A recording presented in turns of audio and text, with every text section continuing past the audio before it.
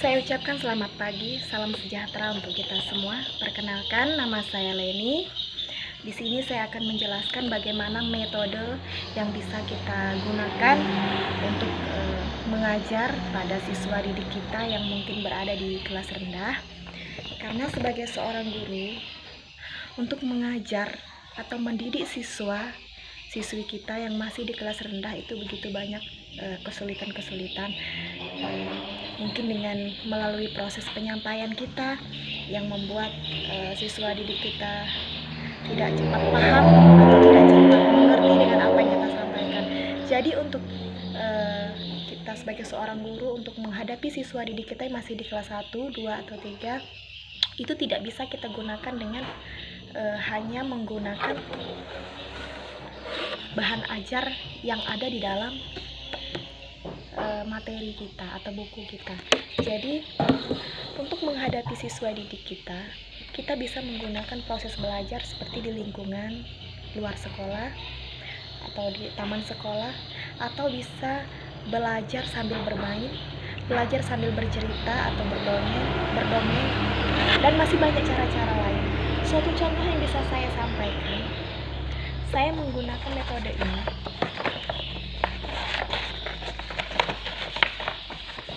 Saya menjelaskan dengan apa yang ada di kertas karton ini. Di sini saya akan menjelaskan misalkan terkait dengan pelajaran penjaskas.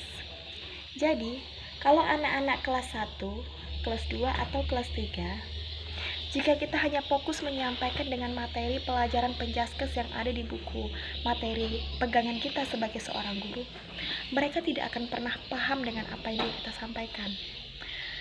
Bahkan siswa didik kita akan merasa lelah, mengantuk, dan kurang bersemangat. Jadi dengan metode yang ada ini, saya rasa bahwa metode ini bisa memberi semangat pada siswa didik kita untuk memperhatikan atau menerima pelajaran atau materi yang kita sampaikan. Suatu contoh saya menjelaskan pelajaran penjaskas.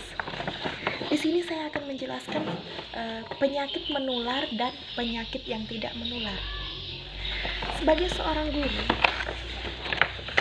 jika kita hanya berpatokan pada isi materi yang ada di buku kita, untuk kita menyampaikan pada siswa didik kita di kelas 1 atau kelas 2, mereka tidak mengerti karena bahasa yang ada di dalam buku ini adalah bahasa yang resmi. Jadi untuk kita berhadapan dengan siswa didik kita yang masih berada di kelas 1, kita boleh menggunakan bahasa kita sehari-hari. Seperti contoh kegiatan kita sehari-hari, kita memberikan contoh bahwa aktivitas kita sehari-hari yang kita lakukan itu seperti apa.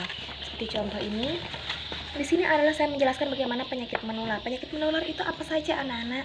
Nah, di sini saya akan memberikan gambar. Saya akan memberikan gambar bahwa penyakit menular di sini adalah gambar anak yang sedang apa?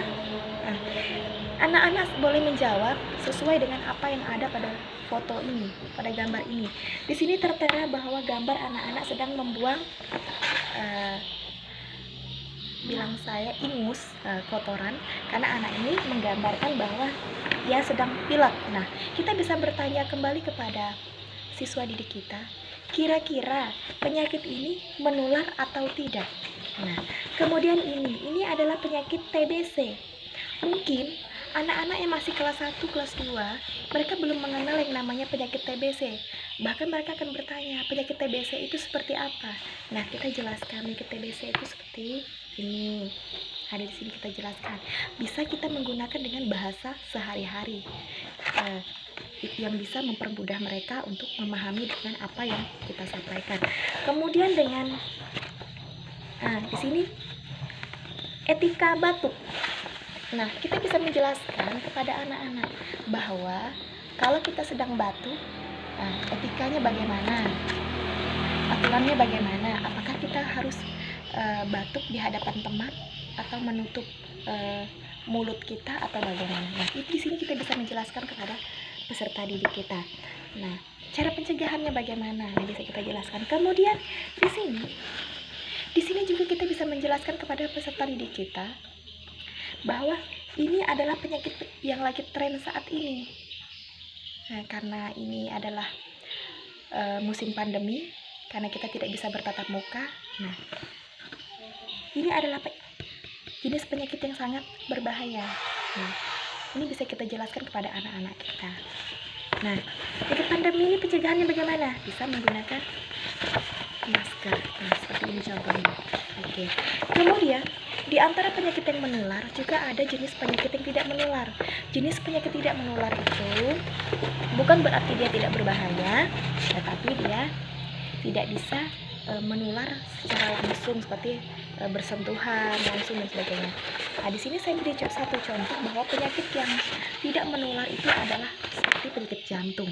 Nah, cara pencegahannya bagaimana? Kita bisa bertanya kepada anak-anak atau kita menjelaskan kepada anak-anak kita bahwa pencegahannya bagaimana, penyakit jantung itu seperti apa. Nah, saya rasa melalui proses atau cara belajar yang seperti ini sangat memberi semangat kepada anak-anak atau peserta didik kita supaya mereka lebih bersemangat menerima materi atau pelajaran yang kita sampaikan.